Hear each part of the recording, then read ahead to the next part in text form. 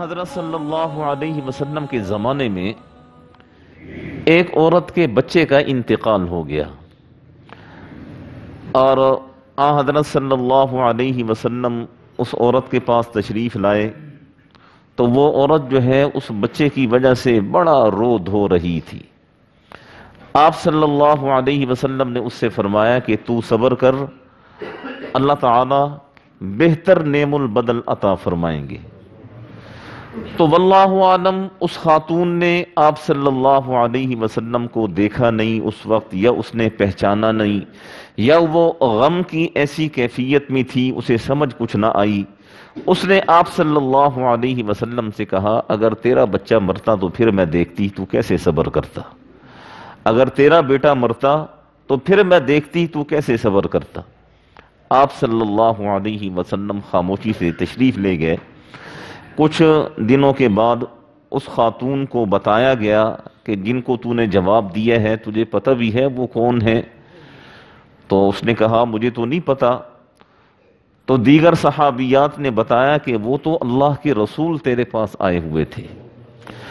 اب اس خاتون کو بڑا احساس ہوا کہ مجھ سے غلطی ہو گئی اور مجھے ایسے جواب نہیں دینا چاہیے تھا۔ وہ آپ صلی اللہ علیہ وسلم کی خدمت میں حاضر ہوئی اور اس نے کہا اللہ کے رسول مجھے معاف کر دیجئے، مجھے اس وقت پتہ نہیں چلا کہ آپ تشریف لائے ہیں، اور جو آپ نے صبر کا فرمایا ہے اب میں صبر کرتی ہوں۔ آپ صلی اللہ علیہ وسلم نے فرمایا کہ نہیں، صبر کا وقت گزر چکا ہے، اگر اس وقت تو صبر کرتی تو اللہ تعالیٰ تجھے بہترین اجر عطا فرماتے۔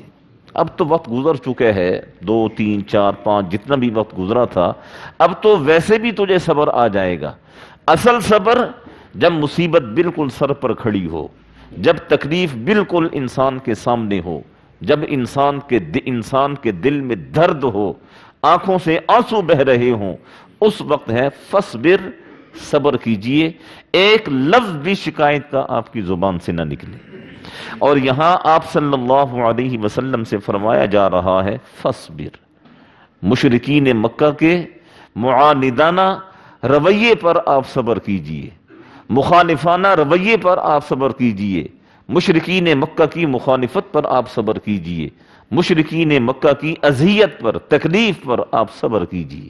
ان وعد اللہ حق، آپ کے رب کا وعدہ برحق ہے۔ کون سا وعدہ؟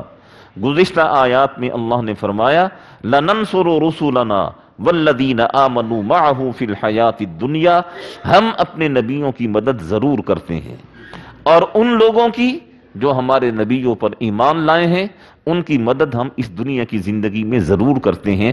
ان وعد اللہ حق، آپ کے رب کا یہ وعدہ برحق ہے، آپ اس وعدے پر یقین کیجئے اور اس وعدے پر ایمان رکھیے، جلد یا بدیر اللہ پاک اپنے اس وعدے کو پورا فرمائیں گے۔ اور اللہ پاک نے اپنے اس وعدے کو پورا فرمایا۔ جنگ بدر سے یہ وعدہ پورا ہونا شروع ہوا۔ دیکھیے جب آپ صلی اللہ علیہ وسلم ہجرت فرما کر تشریف لے گئے تو آپ صلی اللہ علیہ وسلم کے ساتھ سوائے ابو بکر صدیق رضی اللہ عنہ کے اور کوئی شخص نہیں تھا۔ ایک وہ رہبر تھا جو راستہ بتانے والا تھا، باقی صحابہ کرام کچھ ہجرت فرما گئے، کچھ جو ہے وہ ہجرت کرنا چاہتے تھے لیکن وہ ہجرت نہیں کر سکے۔ لیکن ٹھیک 8 10 11 سالوں کے بعد جب آپ صلی اللہ علیہ وسلم اسی مکہ میں ہیں، اسی مکہ میں کھڑے ہیں، خطبہ حجۃ الوداع آپ ارشاد فرما رہے ہیں، آپ صلی اللہ علیہ وسلم کے سامنے 1,24,000 صحابہ کرام ہیں۔ فصبر، آپ صبر کیجئے، ان وعد اللہ حق، اللہ کا وعدہ برحق ہے، اللہ نے اپنے وعدے کو ضرور پورا کرنا ہے۔ اور یہ کہ وعدہ کیسے پورا ہوگا، یہ آپ صلی اللہ علیہ وسلم کی پوری زندگی کا مطالعہ کریں، آپ کو نظر آئے گا قدم قدم پر اللہ پاک نے اپنے وعدے کو پورا فرمایا ہے۔ اور آپ کی امت کے ساتھ جو وعدے ہیں وہ وعدے کیسے پورے ہوئے، صحابہ کرام کی سیرت کا مطالعہ کریں، قدم قدم پر اللہ نے اپنے وعدوں کو پورا کیا ہے۔ فصبر ان وعد اللہ حق، اللہ کا وعدہ برحق ہے۔